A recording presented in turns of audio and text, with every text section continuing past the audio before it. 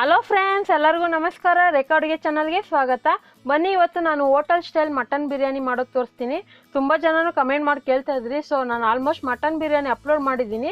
ಆದರೆ ಈ ಥರ ಒಂದು ಮಟನ್ ಬಿರಿಯಾನಿ ನೀವು ಮಾಡಿದ್ರೆ ಮತ್ತೆ ನೀವು ಮಾಡ್ತಾ ಇರ್ತೀರಾ. ಸೇಮ್ ಹೋಟ್ಲಲ್ಲಿ ಯಾವ ರೀತಿ ಇರುತ್ತೆ ಟೇಸ್ಟ್ ಅದೇ ಥರನೇ ಇರುತ್ತೆ. ಸೊ ಇದು ಹೇಗೆ ಮಾಡೋದು, ಇದಕ್ಕೆ ಬೇಕಾಗೋ ಇಂಗ್ರೀಡಿಯೆಂಟ್ಸ್ ನೋಡ್ಕೊಬರೋಣ. ನೋಡಿ, ಇಲ್ಲಿ ಒಂದು ಅರ್ಧ kg ಮೇಕೆ ಮಟನ್ ತೊಗೊಂಡಿದ್ದೀನಿ. ನೀವು ಬೇಕಂದರೆ ಕುರಿ ಮಟನ್ ಕೂಡ ತೊಗೋಬೋದು.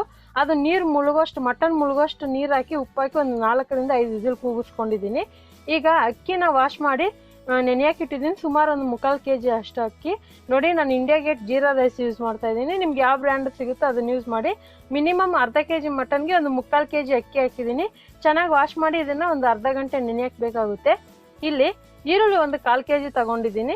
ಮಿನಿಮಮ್ ದೊಡ್ಡ ಸೈಜ್ ಈರುಳ್ಳಿ ಒಂದು 3 ರಿಂದ 4 ಈರುಳ್ಳಿ ತಗೊಳ್ಳಿ. ಇದನ್ನು ಉದ್ದುದಕ್ಕೆ ಕಟ್ ಮಾಡಿ ಇಟ್ಕೊಂಡಿದ್ದೀನಿ. ಹಾಗೆ ಫಾರಮ್ ಟೊಮೊಟೊ, ಹುಳಿ ಟೊಮೊಟೊ ಆದರೆ 2 ರಿಂದ 3 ತಗೊಳ್ಳಿ. ಫಾರಮ್ ಟೊಮೊಟೊ ಆದರೆ ಒಂದು 4 ತಗೊಳ್ಳಿ. ನಾನು ಈ ಥರ ಉದ್ದುದಕ್ಕೆ ಕಟ್ ಮಾಡಿ ಇಟ್ಕೊಂಡಿದ್ದೀನಿ. ಒಂದು 4 ಟೇಬಲ್ ಸ್ಪೂನ್ ಆಗೋಷ್ಟು ಮೊಸರು ತಗೊಂಡಿದ್ದೀನಿ. 1 ಟೀ ಸ್ಪೂನ್ ಧನಿಯಾ ಪುಡಿ ತಗೊಂಡಿದ್ದೀನಿ. 2 ಟೀ ಸ್ಪೂನ್ ಆಗೋಷ್ಟು ಅಚ್ಕಾರದ ಪುಡಿ ತಗೊಂಡಿದ್ದೀನಿ. ಇದು ಚಕ್ಕೆ, ಲವಂಗ, ಏಲಕ್ಕಿ, ಇದೇ ಮುಸ್ಲಿಮ್ಸ್ ಅವರ ಸೀಕ್ರೆಟ್ ಮಸಾಲೆ ಪುಡಿ ಇದು. ಸೊ ನೆನಪಿರ್ಲಿ ಫ್ರೆಂಡ್ಸ್, ಈ ಥರ ಒಂದು ನೀವು ಮಾಡಿ ಇಟ್ಕೊಂಡ್ರೆ ತುಂಬ ದಿವಸಕ್ಕೆ ಯೂಸ್ ಆಗುತ್ತೆ. ಬೇರೆ ಚಕ್ಕೆ, ಲವಂಗ, ಏಲಕ್ಕಿನ ಪುಡಿ ಮಾಡಿ ಇಟ್ಕೊಂಡಿದ್ದೀನಿ. Just 1 table spoon. ಶುಂಠಿ ಬೆಳ್ಳುಳ್ಳಿ ಪೇಸ್ಟ್ ಒಂದು 3 ಟೇಬಲ್ ಸ್ಪೂನ್ ಆಗೋಷ್ಟು ತೊಗೊಂಡಿದ್ದೀನಿ. ಮತ್ತು ಇದು ಒಗ್ಗರಣೆಗೋಸ್ಕರ ಚಕ್ಕೆ ಒಂದು 2 ಇಂಚು, ಮರಾಠ ಮೊಗ್ಗು ಒಂದು 3, ಒಂದು 5 ರಿಂದ 6 ಲವಂಗ, ಒಂದು 4 ಏಲಕ್ಕಿ ತೊಗೊಂಡಿದ್ದೀನಿ. ಸೊ ಇದು ಒಗ್ಗರಣೆಗೋಸ್ಕರ ಇಷ್ಟೇ ಫ್ಲೇವರ್ ಹಾಕೋದು. ಮತ್ತು ಒಂದು ಅರ್ಧ ನಿಂಬೆಹಣ್ಣು ಬೇಕಾಗುತ್ತೆ, ಇಲ್ಲಾಂದರೆ ಒಂದು ಫುಲ್ ನಿಂಬೆ ರಸ ತೊಗೊಳ್ಳಿ. ಮತ್ತು ಒಂದು 5 ರಿಂದ 6 ಹಸಿರು ಮೆಣಸಿನ್ಕಾಯಿ ತೊಗೊಂಡಿದ್ದೀನಿ. ಯಾಕಂದರೆ ಖಾರದ ಪುಡಿನೂ ಯೂಸ್ ಮಾಡ್ತಾ ಇದ್ದೀರಿ, ಅದಕ್ಕೋಸ್ಕರ ಹಸಿ ಮೆಣಸಿನ್ಕಾಯಿನ ಸುಮ್ಮನೆ ಜಸ್ಟ್ ಮೇಲೆ ಕಟ್ ಮಾಡಿ ಇಟ್ಕೊಳ್ಳಿ. ಕೊತ್ತಂಬರಿ, ಪುದೀನ 2 ಅರ್ಧ ಕಪ್ ಆಗೋಷ್ಟು ತೊಗೊಂಡಿದ್ದೀನಿ. ನೋಡ್ತಾ ಇರ್ಬೋದು. ಚೆನ್ನಾಗಿ ವಾಶ್ ಮಾಡಿ ಕಟ್ ಮಾಡಿ ಇಟ್ಕೊಳ್ಳಿ. ಹಾಗೆ ಇದಕ್ಕೆ ಒಂದು ತುಪ್ಪ 2 ಟೇಬಲ್ ಸ್ಪೂನ್ ಬೇಕಾಗುತ್ತೆ. ಎಣ್ಣೆ ಮಿನಿಮಮ್ ಒಂದು 3/4 kg ಅಕ್ಕಿಗೆ ಒಂದು 100 ಗ್ರಾಮ್ ಎಣ್ಣೆ ಆದರೂ ಬೇಕಾಗುತ್ತೆ. ಮತ್ತು ರುಚಿಗೆ ತಕ್ಕಷ್ಟು ಉಪ್ಪು. ಈಗ ಹೇಗೆ ಮಾಡೋದಂತ ನೋಡ್ಕೊಬರೋಣ ಬನ್ನಿ. ಸೊ ನೀವು ಮಟನ್ನ ಬೇಯಿಸಿ ಇಟ್ಕೊಂಡ್ಬಿಟ್ರೆ ಸಪ್ರೇಟಾಗಿ ಬೇಗನೆ ಮಟನ್ ಬಿರಿಯಾನಿ ಆಗುತ್ತೆ. ಸೊ ಇವಾಗ ನೀವು ಹೊರಗಡೆ ಹೋಟೆಲ್ಗಳಲ್ಲಿ ಅವ್ರು ಸೇಮ್ ಇದೇ ಪ್ರಾಸೆಸ್ಸೇ ಮಾಡೋದು. ಯಾಕಂದರೆ ಅವ್ರಿಗೂ ಟೈಮ್ ಸೇವ್ ಆಗಬೇಕು, ಮಟನ್ ಬಿರಿಯಾನಿ ಕೂಡ ಟೇಸ್ಟ್ ಬರಬೇಕು. ಮಟನ್ ಎಷ್ಟು ಬೇಯುತ್ತೋ ಅಷ್ಟು ಟೇಸ್ಟ್ ಚೆನ್ನಾಗಿರುತ್ತೆ. ನೋಡಿ, ಎಣ್ಣೆ ಕಾದ್ಮೇಲೆ ನಾನು ಇದಕ್ಕೆ ಚಕ್ಕೆ, ಲವಂಗ, ಏಲಕ್ಕಿ, ಮರಾಠಿ ಮೊಗ್ಗು ಇಷ್ಟೇ 4 ಹಾಕ್ತಾ ಇರೋದು. ಇದಕ್ಕೆ ಈರುಳ್ಳಿ ಹಾಕೊತಿದ್ದೀನಿ. ಬಿರಿಯಾನಿಗಳಿಗೆ ಈರುಳ್ಳಿ ಸ್ವಲ್ಪ ಜಾಸ್ತಿನೇ ಹಾಕ್ಕೊಳ್ಳಿ. ಮತ್ತು ಇದನ್ನು ಫುಲ್ಲು ಗೋಲ್ಡನ್ ಕಲರ್ ಬರೋವರೆಗೂ ಫ್ರೈ ಮಾಡ್ಕೋಬೇಕಾಗುತ್ತೆ. ಈರುಳ್ಳಿ ಫ್ರೈ ಆಗೋದಕ್ಕೆ ಮಿನಿಮಮ್ ಒಂದು 10 ರಿಂದ 15 ನಿಮಿಷ ಹಿಡಿಯುತ್ತೆ. ನೀವು ಐ ಫ್ಲೇಮಲ್ಲಿ ಮಾಡ್ಕೊಂಡ್ರೆ ಒಂದು 10 ನಿಮಿಷದಲ್ಲಿ ಆಗೋಗುತ್ತೆ. ನೋಡಿ, ಈ ಥರ ಕಲರ್ ಬಂದಿರಬೇಕು. ಈ ರೆಸಿಪಿಗೆ ನಾನು ಮಾಡ್ತಾ ಇರೋಂಥ ಬಿರಿಯಾನಿಗೆ ಈ ಥರ ಫ್ರೈ ಮಾಡ್ಕೊಳ್ಳಿ, ತುಂಬ ಟೇಸ್ಟ್ ಚೆನ್ನಾಗಿರುತ್ತೆ. ಇದಕ್ಕೆ ಶುಂಠಿ ಬೆಳ್ಳುಳ್ಳಿ ಪೇಸ್ಟ್ ಹಾಕ್ಕೊತಾ ಇದ್ದೀನಿ. ಮತ್ತು ಹಸಿರು ಮೆಣಸಿನ್ಕಾಯಿ ಹಾಕ್ಕೊತಾ ಇದ್ದೀನಿ. ನೋಡಿ, ಇದಕ್ಕೆ ಶುಂಠಿ ಬೆಳ್ಳುಳ್ಳಿ ಕೂಡ ಸ್ವಲ್ಪ ಜಾಸ್ತಿನೇ ಹಾಕ್ಕೊತಾ ಇದ್ದೀನಿ. ಅದರಲ್ಲೂ ನೀವು ಮನೇಲೇ ರುಬ್ಬಿ ಮಾಡಿ, ಅವಾಗೆ ಪಕ್ಕ ಒರಿಜಿನಲ್ ಟೇಸ್ಟ್ ಬರುತ್ತೆ. ನೀವು ರೆಡಿಮೇಡ್ ತಗೊಬಂದರೆ ಅದು ಟೇಸ್ಟ್ ಸಿಗೋದಿಲ್ಲ. ಸೊ ಮನೇಲೇ ನೀವು ಶುಂಠಿ ಬೆಳ್ಳುಳ್ಳಿ ಪೇಸ್ಟ್ ಮಾಡಿ ಹಾಕ್ಕೊಳ್ಳಿ. ಇದಕ್ಕೆ ಖಾರದ ಪುಡಿ ಮತ್ತು ಧನಿಯಾ ಪುಡಿನ ಹಾಕ್ಕೊತಾ ಇದ್ದೀನಿ. ಶುಂಠಿ ಬೆಳ್ಳುಳ್ಳಿ ಪೇಸ್ಟಲ್ಲಿ ಸ್ವಲ್ಪ ಹಸಿ ವಾಸನೆ ಹೋಗೋವರೆಗೂ ಫ್ರೈ ಮಾಡಿದ ನಂತರ ಇನ್ನು ಉಳಿದಿರೋಂಥ ಇಂಗ್ರೀಡಿಯೆಂಟ್ಸ್ ಹಾಕ್ತಿರೋದು ನಾನು. ಹಾಗೆ ಇದ್ರ ಜೊತೆಗೆ ಕೊತ್ತಂಬರಿ, ಪುದೀನೂ ಹಾಕ್ಕೊತಾ ಇದ್ದೀನಿ.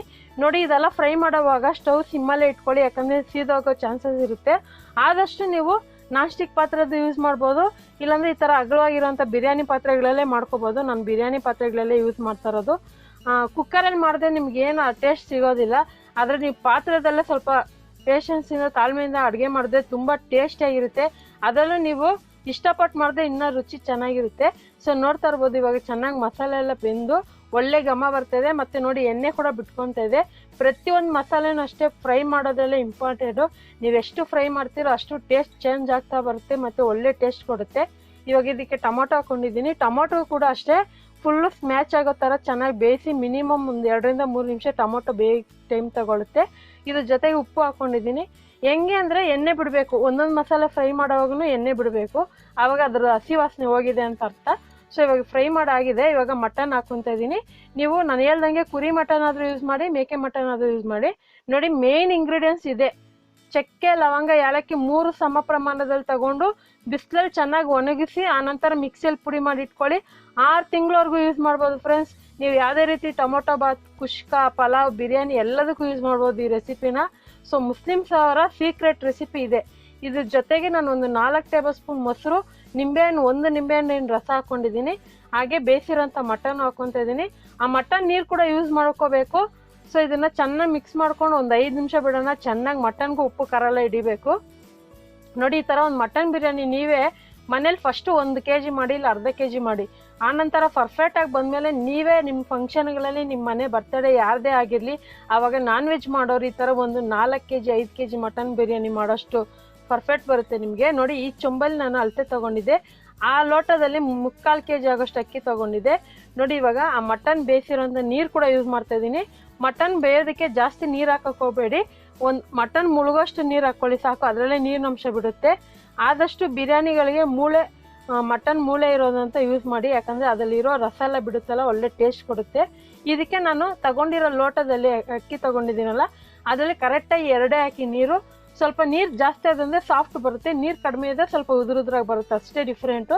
ನಿಮ್ಗೆ ಉದುರುದ್ರ ಬೇಕಂದರೆ ಸ್ವಲ್ಪ ನೀರು ಕಡಿಮೆ ಹಾಕ್ಕೊಳ್ಳಿ. ನಾನಿಲ್ಲಿ ಸಾಫ್ಟಾಗಿ ಉದುರುದ್ರಾಗಿ ಮೀಡಿಯಮಾಗಿ ಬರೋ ಥರ ಒಂದೇ ಪಕ್ಕ ನೀರು ಹಾಕ್ಕೊತಾ ಇದ್ದೀನಿ. 1ಕ್ಕೆ 2 ನೀರು ಹಾಕ್ಕೊಳ್ಳಿ ಸಾಕು. ಇವಾಗ ಇದಕ್ಕೆ ಉಪ್ಪು ಖಾರ ಎಲ್ಲ ಚೆಕ್ ಮಾಡಿಕೊಂಡು ಒಂದು 5 ನಿಮಿಷ ಕುದಿಯೋಕ್ಕೆ ಬಿಡ್ತೀನಿ. ಐ ಫ್ಲೇಮಲ್ಲೇ ಇಟ್ಕೊಳ್ಳಿ ಕುದಿಯೋದಕ್ಕೆ, ಯಾಕಂದರೆ ಟೈಮ್ ಸೇವ್ ಆಗುತ್ತೆ. ಅಕಸ್ಮಾತ್ ನಿಮ್ಗೆ ಈ ಥರ ಪಾತ್ರೆಯಲ್ಲಿ ಮಾಡೋಕ್ಕೆ ಟೈಮ್ ಇಲ್ಲ, ಸೊ ಅಂಥವ್ರು ಏನು ಮಾಡ್ತೀರ ಅಂದರೆ ಇದೇ ಪ್ರಾಸೆಸ್ನ ಕುಕ್ಕರಲ್ಲಿ ಮಾಡಿ. ಆಮೇಲೆ ನಿಮಗೆ ಜೀರಾ ರೈಸ್ ಸಿಕ್ಕಿಲ್ಲ ಅಂದರೆ ನಾರ್ಮಲ್ ರೈಸಲ್ಲಿ ಕೂಡ ನೀವು ಸೋನಾ ಮಸೂರಿ ಅಕ್ಕಿಯಲ್ಲಿ ಕೂಡ ಮಾಡ್ಕೋಬೋದು, ಇಲ್ಲಾಂದರೆ ಬಾಸುಮತಿ ಅಕ್ಕಿಯಲ್ಲೂ ಮಾಡ್ಕೋಬೋದು. ಬಾಸುಮತಿ ಅಕ್ಕಿಯಲ್ಲಿ ಮಾಡೋದಾದರೆ 1ಕ್ಕೆ 1.5 ಲೋಟ ನೀರು ಯೂಸ್ ಮಾಡಿ.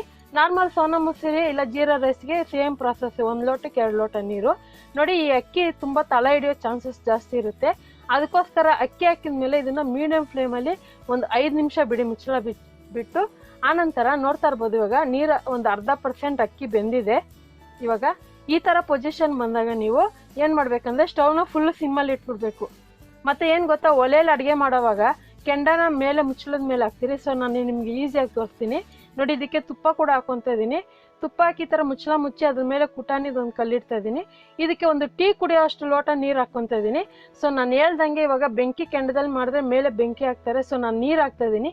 ಆ ನೀರು ಆವಿಯಾಗಿ ಹೋಗುತ್ತೆ, ಸೊ ಫುಲ್ಲು ನೀರು ಕಡಿಮೆ ಆಗುತ್ತೆ. ಸೊ ಸಿಮ್ಮಲ್ಲಿ ಇದನ್ನು ಒಂದು 15 ನಿಮಿಷ ಬಿಡಬೇಕು. ನೀವು ನೋಡ್ತಾ ಇರ್ಬೋದು ನೀರು ಫುಲ್ಲು ಕಡಿಮೆ ಆಗಿದೆ.